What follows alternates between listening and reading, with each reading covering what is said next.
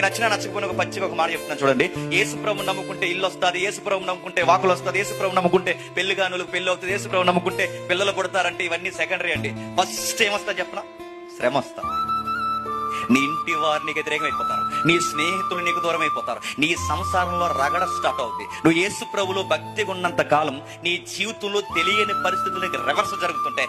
ఎందుకు ఇలా జరుగుతున్నాయి ప్రభు అంటే ఆన్సర్ ఉంది బైబిల్లో, నువ్వు ఇంటికే పిలువబడ్డావు. అదేంటి ప్రభు అంటే నువ్వెవరు నమ్ముతున్నావు? యేసుక్రీస్తు నమ్ముతున్నావు. యేసుక్రీస్తు నమ్మినప్పుడు నువ్వు నమ్మిన దైవానికి ఇళ్లలో ఎక్కడైనా సుఖం దొరికిందా?